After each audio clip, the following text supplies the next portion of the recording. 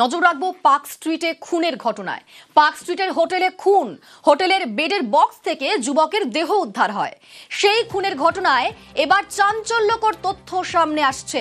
পরিকল্পনা করে হোটেলে নিয়ে গিয়ে খুন, বেডশিট সঙ্গে করে নিয়ে যায় খুনিরা। আমাদের সঙ্গে রয়েছেন প্রতিনিধি প্রীতি। প্রীতি, এখনো পর্যন্ত পুলিশ কি বলছে, এই খুনের মোটিভ কি এবং এই কিভাবে পরিকল্পনা করেছিল এই খুনিরা? দেখো অনিতা, তোমাকে জানিয়ে রাখি, এই যে দুই আততায়ী বা সঙ্গী এই যুবকের সঙ্গে এসেছিল তারা পূর্ব পরিচিত এমনটাই মনে করছে পুলিশ। কারণ এর আগে তারা মদ্যপ অবস্থায় সেই হোটেলে প্রবেশ করেছিল এবং সেখানে হোটেলের ভিতরেও তারা কিন্তু মদ খেয়েছিলেন এমনটাই জানা যাচ্ছে। যেমনটা পুলিশ মনে করছে যে বেডশিট দিয়ে এই যুবকের প্রাণ শ্বাসরোধ করা হয়েছে, সেই বেডশিট কিংবা মদের বোতল এবং বিভিন্ন যে সমস্ত জিনিসপত্র ব্যবহার করা হয়েছে হোটেলের ভিতরে তা কিন্তু এই দুই আততায়ী সঙ্গে করে নিয়ে গেছে। এমনকি যে কোনো হোটেলে রেজিস্ট্রেশন করার জন্য যে আধার কার্ড বা তথ্য লাগে, সেই সমস্ত তথ্য কিন্তু ভুয়ো তথ্য বা জাল নথি কিন্তু জমা দেওয়া হয়েছিল। স্বাভাবিকভাবে পুলিশ মনে করছে এই যে যুবকের মৃত্যু হয়েছে, যাকে খুন করা হয়েছে, তার সঙ্গে যে দুই আততায়ী এসেছিল তারা পূর্ব পরিচিত এবং এই যে খুন, সেই খুন কিন্তু কোথাও গিয়ে পূর্ব পরিকল্পনা বা প্রি প্ল্যান তা কিন্তু বলাই চলে। তবে এখনো পর্যন্ত এই দুই যুবক অর্থাৎ দুই আততায়ী খোঁজে তল্লাশিতে নেমেছে পুলিশ। তাদের কোনো আপডেট এখনো পর্যন্ত পুলিশের হাতে এসে পৌঁছয়নি। অনন্দিতা, বেশ, ধন্যবাদ প্রীতি। বাড়ি ফেরার পথে গায়ে পেট্রোল, রাস্তার উপরে পুড়িয়ে খুনের চেষ্টা দক্ষিণ দমদমের বেদিয়াপাড়ায়। অভিযোগের আঙুল তৃণমূল কাউন্সিলরের ঘনিষ্ঠদের বিরুদ্ধে।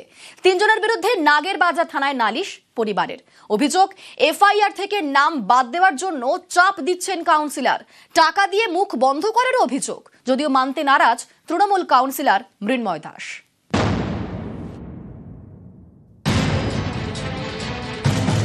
বাড়ির সামনে গায়ে পেট্রোল ঢেলে আগুন, পুড়িয়ে খুনের চেষ্টা। দক্ষিণ দমদমে চাঞ্চল্যকর অভিযোগ। দক্ষিণ দমদমের বেদিয়াপাড়া, এখানকার তারকনাথ কলোনিতে থাকেন রঞ্জিত কর্মকার, পেশায় দিনমজুর। বাড়ির সামনেই তাকে পুড়িয়ে খুনের চেষ্টা করা হয় বলে অভিযোগ। বুধবার রাতে বাড়ি ফিরছিলেন বছর 40-এর রঞ্জিত কর্মকার। সেই সময় পাড়ার কয়েকজনের সঙ্গে পুরনো বিবাদ নিয়ে বচসা বাঁধে। বচসা থামিয়ে বাড়ির দিকে রওনা হন রঞ্জিত। অভিযোগ, তখন তার পিঠে পেট্রোল ঢেলে দেয় স্থানীয় 3 যুবক। তারপরে গায়ে আগুন ধরিয়ে দেওয়া হয়। সুমন বন্দ্যোপাধ্যায়, সুশান্ত এবং সাগর নামের 3 যুবকের বিরুদ্ধে অভিযোগ। রঞ্জিতের পরিবারের দাবি, এই 3 জনই স্থানীয় তৃণমূল কাউন্সিলর মৃন্ময় দাসের ঘনিষ্ঠ। এলাকায় তৃণমূল কর্মী বলে পরিচিত। বিভৎসভাবে পুড়ে গেছে, পেট্রোল ঢেলেছে, এবার পেছন দিয়ে ঢেলেছে। এবার বলছে ইয়ার্কির মাধ্যমে সামনে পুড়বে, পেছনে পুড়বে কি করে? তাহলে এরকম আগুন ধরিয়ে দিয়েছে ওরা। সুমন ব্যানার্জি, সুশান্ত দাস আর সাগর, এরা একসাথে সব পুজো করেছে। সব ভাসান দিয়ে ফেরার পথে বাইকের কার তেল শেষ হয়ে গেছে, এক বাইক থেকে আরেক বাইকে তেল ভরতে গিয়ে সবাই মদ্যপ অবস্থায় ছিল। তারপর ওই ছিটে গিয়ে তার পিঠে পেট্রোল হলে একটুখানি সিগারেটের ধোয়াতেই পেট্রোল লেগে যায়, তার পিঠটা পুড়ে গেছে। এটা অ্যাক্সিডেন্টলি ঘটে গেছে। কলোনির ছেলেরা সাধারণত সবাই তৃণমূলের ছত্রছায়ায় থাকে বা তৃণমূল সংগঠন করে। এই নিয়ে রাজনৈতিক রং কিছুজন লাগাবার চেষ্টা হচ্ছে, এখানে কোনো লাভ হবে না, এখানে কোনো রাজনৈতিক রং নেই। সুমন, সুশান্ত এবং সাগর, এই 3 জনের নামে নাগেরবাজার থানায় অভিযোগ জানানো হয়। পরিবারের দাবি, অভিযোগপত্র থেকে সুমন বন্দ্যোপাধ্যায়ের নাম বাদ দেওয়ার জন্য বারবার চাপ দেওয়া হচ্ছে। কাউন্সিলর গেছে, ভিজিটিং হওয়ার পরে গেছে, ওনাকে ঢুকতে দিচ্ছিল না। উনি সুপারকে ফোন করে তারপরে ঢুকে রেকর্ড করেছে। আমার জায়মু এখানে বলে গেছে 3 জন আমাকে এরকম পেট্রোল ধরে পুড়িয়ে দিয়েছে। ওখানে গিয়ে আবার বলছে না 2 জন করেছে। তাহলে এটা চাপ দিয়েছে আমার জায়মুকে, নিশ্চয় সুমন ব্যানার্জির নাম বাদ দিয়েছে। কাউন্সিলর তো আমাদের বাড়িও আসেনি, কোনো জিজ্ঞাসা করেনি। উনি উল্টে গুন্ডা চুন্ডা নিয়ে এসে ঠেট দিচ্ছে। টাকা দিয়ে কি উনি মুখ বন্ধ করতে? কোথায় টাকা দিয়েছে? ওই হসপিটালের বেডেই। পরিবারের লোককে হুমকি দিয়ে আসতে পারছে, কিন্তু যার স্বামী রয়েছে তার সাথে একবারও কোনো কথা নেই। কত টাকা দিয়েছে? 5000 টাকা দিয়ে এসছে। এটা সম্পূর্ণ মিথ্যে। কারণ হচ্ছে এখানে আমি আমার প্রতিবেশী কেউ যে কোনো অসুস্থতায় আমি হসপিটালে যাই, তার শ্বশুর আমার সাথে ছিল, সে কার্ড দিয়ে আমাকে নিয়ে গেছে। বেদিয়াপাড়ার বাসিন্দা কৃষ্ণ সাউ, এলাকায় ইলেকট্রনিক্স জিনিসের দোকান আছে। একসময় তৃণমূল করতেন। বছর 2 আগে তাকেও স্থানীয় কাউন্সিলর এবং তার অনুগামীরা মারধর করেন বলে অভিযোগ। ফেসবুকের একটা পোস্টকে কেন্দ্র করে কাউন্সিলর নিজে ক্রিমিনালকে নিয়ে আমার দোকানে ঢোকে এবং দোকানে আমাকে নির্মম ভাবে মারে। কেউ ভয় এগিয়ে আসেনি আর এর আতঙ্কে পার্জি করে নিয়ে গেছে। টমাস সেন্টারে ভর্তি ছিলাম, এমন জায়গায় মেরেছিল যে সেটা আমার প্রাণ চলে যাওয়ার কথা। পার্টি একদম এই দুর্নীতি, একদম পুরো এদের দুর্নীতির বিরুদ্ধে আমার কিন্তু প্রতিবাদ। সম্পূর্ণ মিথ্যে কথা। একটা টিভি সারানো নিয়ে গন্ডগোল হয়েছে, পুলিশ এই বিষয়ে তদন্ত করে তার রিপোর্ট দিয়েছে, কেস চলছে। নিউজ 18 বাংলা।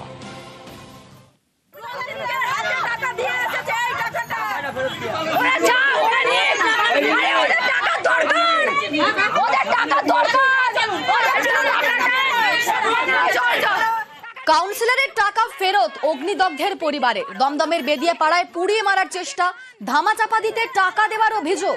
কাউন্সিলর মৃন্ময় দাসের বিরুদ্ধে অভিযোগ পরিবারের।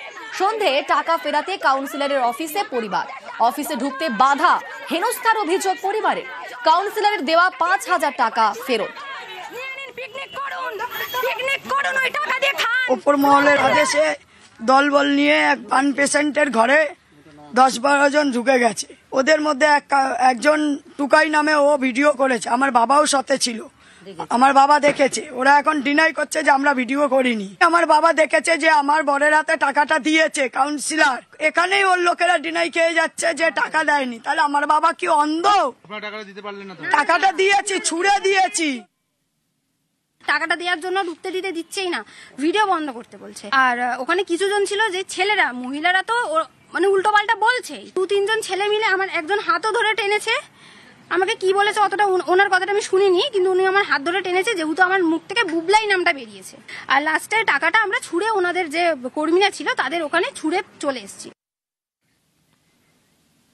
এখনো সংকটজনক দমদমের রঞ্জিত কর্মকার। দমদমের বেদিয়াপাড়ায় পুড়িয়ে মারার চেষ্টা, অভিযোগ তৃণমূল কাউন্সিলর ঘনিষ্ঠদের বিরুদ্ধে। রঞ্জিতের শরীরে 30% পুড়ে গিয়েছে। আমাদের সঙ্গে রয়েছেন প্রতিনিধি সান্নিক। কেমন রয়েছেন রঞ্জিত কর্মকার এবং চিকিৎসকেরা কি বলছেন? দমদম বেদিয়াপাড়ার যুবক রঞ্জিত কর্মকার, তার অবস্থা যথেষ্টই আশঙ্কাজনক, তেমনটাই কিন্তু জানানো হচ্ছে হাসপাতাল সূত্রে। হাসপাতালের তরফে এখনো পর্যন্ত যেমনটা আমরা জানতে পেরেছি, গতকালও তার শারীরিক অবস্থার সেই অর্থে কোনো উন্নতি হয়নি এবং তিনি গোটা সময়টাই কার্যত অসচেতন ছিলেন, সেরকমই কিন্তু জানানো হচ্ছে। তার সেই অর্থে কিন্তু জ্ঞান ফেরেনি, যদিও এই বার্ন ইঞ্জুরি, যেটা চিকিৎসকরা জানাচ্ছেন তার যে বার্ন ইঞ্জুরি রয়েছে সেটা ডিপ বার্ন ইঞ্জুরি, যেটা যথেষ্ট আশঙ্কাজনক এবং সেই কারণেই কিন্তু মূলত চিকিৎসকরা তাকে কড়া পর্যবেক্ষণের মধ্যেই রেখেছেন। তার ভাইটালস প্রতি মুহূর্তে পর্যবেক্ষণ করা হচ্ছে।